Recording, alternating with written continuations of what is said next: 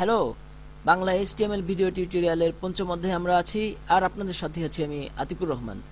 আমরা এই অধ্যায়ে দেখব একটি এইচটিএমএল কোডের মাধ্যমে একটি লেখা কিভাবে অ্যানিমেটেড করা হয় বা স্ক্রলিং করা হয়। আমরা এর জন্য একটি প্রজেক্ট করেছি। আমরা এখানে দেখতে পাচ্ছি একটি লেখা currentinfo24.com এর লেখাটি ডান দিক থেকে বাম দিকে অ্যানিমেটেড হচ্ছে। সো আমরা এরকম এই লেখাটি কিভাবে লিখতে পারি সেই বিষয়টি আমরা দেখব।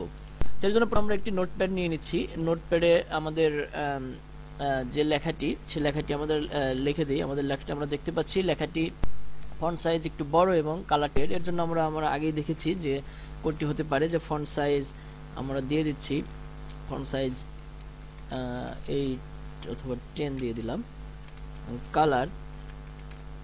কালার আমরা রেড দিয়ে দিচ্ছি।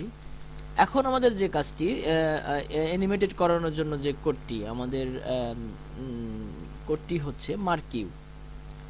এই কোডটিকে আমাদের জাস্ট টেক্সটের আগে লিখে দিতে হবে। এই কোডটি দ্বারা মার্কিউ কোডটি দ্বারা লেখাটি অ্যানিমেটেড বা স্ক্রলিং হবে। আর আমরা লেখাটি শেষে আমরা মার্কিউটি এন্ড করে দিব, ক্লোজ করে দিব এবং শেষে আমাদের ফন্টটিকেও ক্লোজ করে দিচ্ছি। এখন যদি আমরা এই লেখাটিকে এটিকে সেভ দেই, নোটপ্যাডটিকে আমরা যে কোনো একটি নামে সেভ দিচ্ছি, ডেস্কটপে স্ক্রল নামে সেভ দিচ্ছি .html।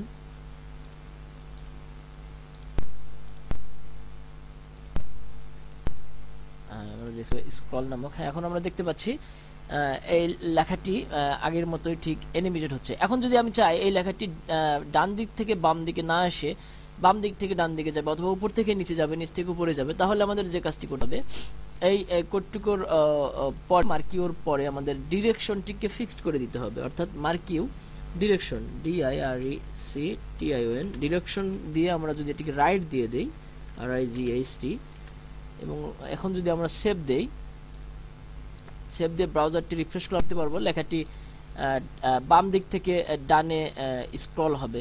ঠিক একইভাবে যদি আমরা এটিকে আপ বা নিচ থেকে উপরে দিতে চাই তাহলে এখানে আপ লিখে দিয়ে সেভ দিলে আমাদের এটি নিচকে উপরে স্ক্রল হবে। এখন আমরা দেখতে পাচ্ছি লেখাটি নিচ থেকে উপরে যাচ্ছে। একইভাবে ডাউন লিখে দিলে আমাদের লেখাটি উপর থেকে নিচে স্ক্রল হবে। এখন লেখাটি উপর থেকে নিচে হচ্ছে। ঠিক একইভাবে যদি আমরা দেখতে পাচ্ছি যে লেখাটি একটু মডারেটলি মিডিয়াম ভাবে লেখাটি অ্যানিমেটেড হচ্ছে। আমি যদি চাই এই লেখাটি খুব দ্রুত অ্যানিমেটেড হবে অথবা ধীরে ধীরে অ্যানিমেটেড হবে, তাহলে আমাদের যে কাজটি করতে হবে স্ক্রলটাকে আমাদের কন্ট্রোল করতে হবে। ঠিক এখানে আরেকটু লিখে দিয়ে যে scroll SCROLL amount AMOUNT amount দিয়ে আমরা অ্যামাউন্ট ফিক্সড করে দিতে পারি। যেমন যদি আমরা 2 দেই তাহলে দেখতে পারবো যে এটি খুব স্লোলি এটি মুভ করছে। ব্রাউজারটি রিফ্রেশ দেই তাহলে আমরা দেখতে পারবো যে লেখাটি এখন খুব স্লোলি মুভ করছে। ঠিক একইভাবে যদি আমরা চাই যে লেখাটিকে খুব দ্রুত মুভ করাতে হবে তাহলে জাস্ট আমাদের স্ক্রল অ্যামাউন্টটাকে একটু বাড়িয়ে দিলেই লেখাটি খুব দ্রুত মুভ করবে। এখন আমাদের স্ক্রল অ্যামাউন্টটাকে 2 এর জায়গায় যদি আমরা 12 করে দেই, 12 করে দিয়ে যদি আমরা এটিকে সেভ দেই তাহলে আমরা দেখতে পারবো লেখাটি খুব দ্রুত মুভ করছে, আগের চেয়ে অনেক দ্রুত মুভ করছে। তো এভাবে আমরা একটি লেখাকে স্ক্রল করতে পারি বা অ্যানিমেটেড করতে পারি। আমাদের এই ভিডিও টিউটোরিয়ালটি সবগুলো ফাইল, সোর্স ফাইল এবং ভিডিওটি ডাউনলোড করতে অবশ্যই আমাদের ওয়েবসাইট www.currentinfo24.com এ ভিজিট করে বিনামূল্যে ডাউনলোড করে নিতে পারবেন। ধন্যবাদ।